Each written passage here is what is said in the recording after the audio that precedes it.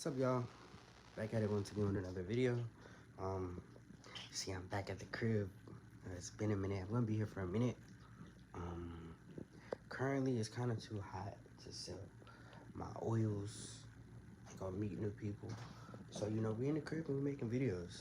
But as you guys see, today's title is why only 3% of black people can actually buy homes or buy real estate. So as you guys know, I am a licensed real estate agent and I do work with primarily buyers, and at that, mostly black buyers, right? So I was reading an article today by the National Associations of Realtors, and they were basically explaining that let's pull it up, and they're basically explaining that more Americans own their homes, but the black and white home ownership ratio gap is the biggest in a decade. And basically what they're saying is that among all home buyers, white Americans made up the largest share of 88%, followed by Hispanics 8%, and black Americans 3%. Asian Americans were 2%, but the difference between the Asians and the black community is that the Asians, regardless, they still have money.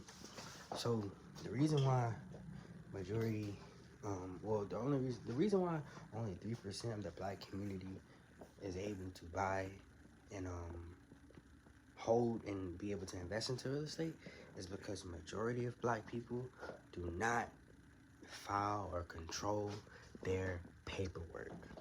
What do I mean by that? Oftentimes, even in my experience, and I've I've dealt with a lot of clients. I've talked to over 100 plus people who have told me, when I've connected them with the lender to help get them financing, help them out, whether it's even trying to get them into a first buy home buyer program, regardless of what the interest rate is, getting them to a home buyer program, or even getting them down payment assistance upwards to $35,000 to where they don't have to pay it back, because most of them do not have the funds to put for a down payment. The biggest issue is either their credit or their paperwork. A lot of black people in America do not file their taxes at all. They don't file their taxes, and they don't have their tax return information, especially for those who are self-employed. Majority of them do not file their taxes at all. Now what you're gonna start seeing through these next couple of years is, you guys remember when I don't think I ever did a video on this, but you guys remember when Biden was like, they put up a good amount of money to hire like 88,000 IRS agents? Well, pay attention into the next few years. Within the next few years, a lot of black people are going to be going to jail for not filing their taxes. Keep that in mind. That's actually what Biden's son, Hunter Biden, just got locked up for, not filing his taxes. So I want to keep that in mind.